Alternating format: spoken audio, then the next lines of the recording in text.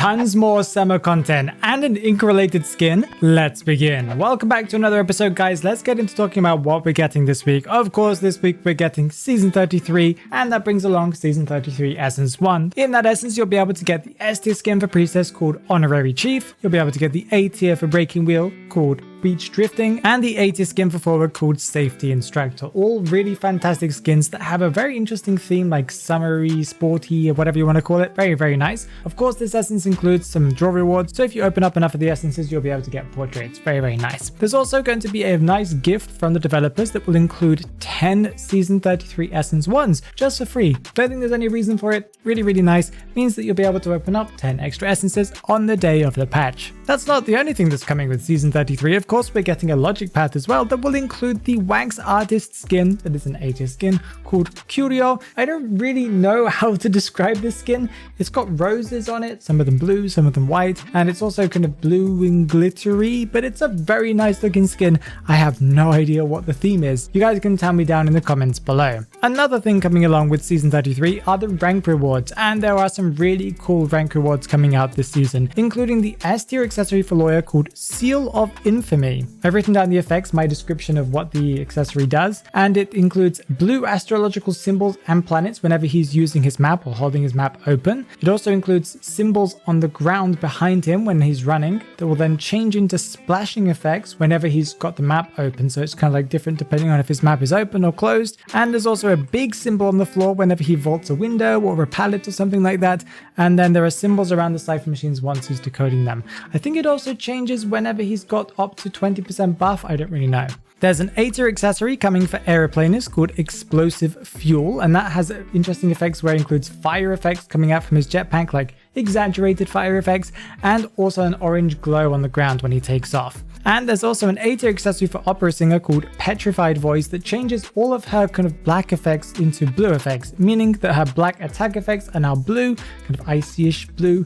It also changes the shadows around the map. Instead of being dark black, they are now blue. And also whenever she throws her cape, it leaves an icy smoke trail behind it instead of the black smoky trail behind it. What else can we expect this week? Well, this week we're getting some summer content, even more. This is like the third week or more of summer content, and that will include the Chase the Waves, the Summer Athletic Games event. And this, we don't really know what's going to happen during this event. There are no details on any game modes or any missions or anything like that, but I'm assuming some of these rewards will come from playing matches and stuff like that. The rewards, though, we do know what they are, and they look really cool, including an A tier accessory for Toy Merchant called Floater that is not an accessory that goes on a hip, but instead it looks like a pet almost, as it floats right next to her. It's a flying balloon that gives dreamy balloon effects whenever she uses a catapult, also around the catapult itself, and also a ghost-like hot air balloon effect above her wings whenever she's flying. There are some more effects as well that it has, but those are the general ideas. Cheerleader's getting a B tier skin during this event called Event Volunteer, and so is Doctor. She's also getting a B tier skin called Feel Physician. There's going to be an emote for Priestess that has like a flaming torch, almost like the Olympics, I guess you could say.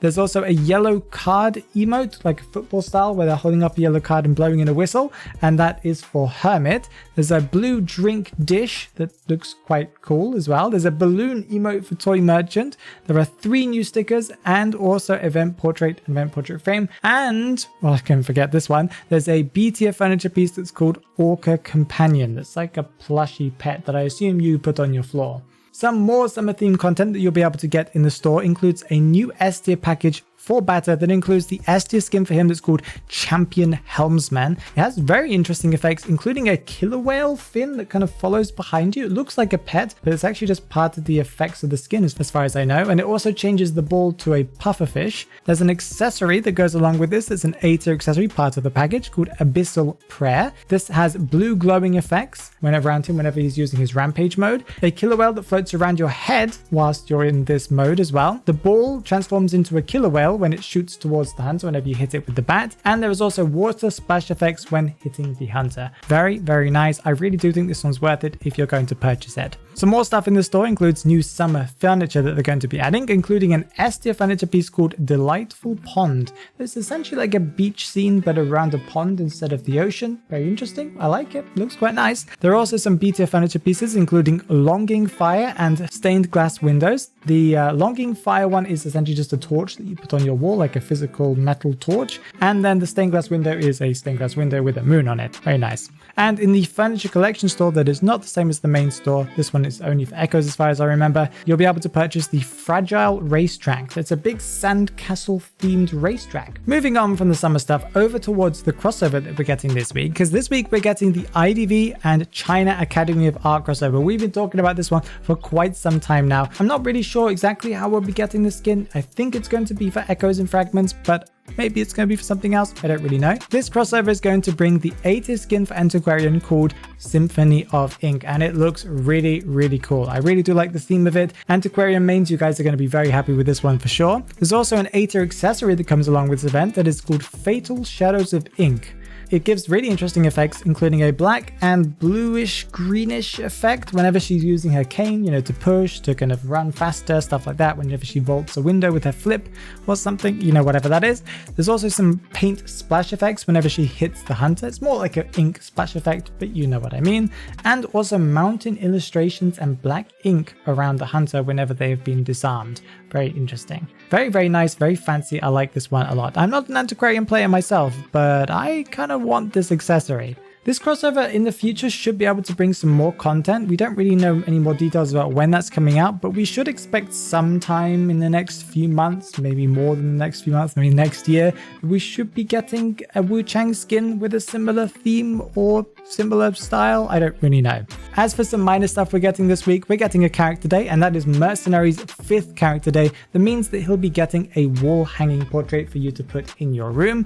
Very nice. And I also want to give you guys a quick reminder that they have started to restock, or you already restocked, the Sia Noir skin. If you want to purchase it from their Smart Udao site, that's the best way to do it. I'm assuming they still have it in stock. They kind of started it yesterday as the day of recording, so I hope that you guys have purchased that already, but who knows if it's going to be even available as the day of this release of this video. Who knows? Okay, let's move on to talk about some future content, stuff that we can expect in the coming few weeks or maybe months or whenever. We've had some news, some rumors about the Identity V Global 6th Anniversary Creation Contest. That was where people had to create some art for Identity V. The winning piece was a portrait frame titled You Are Someone and Someone Is You, that was created by a person called Chiara that you can find on PixIV. I don't really know this website, but if you want to go and find them over there. And this portrait frame is probably going to be added to the game at some point. It's very cool, very intricate, and I really look forward to seeing what people will do when, you know, mix it around with other kind of portraits and stuff like that. It's a very nice one. I'm looking forward to seeing this one in game.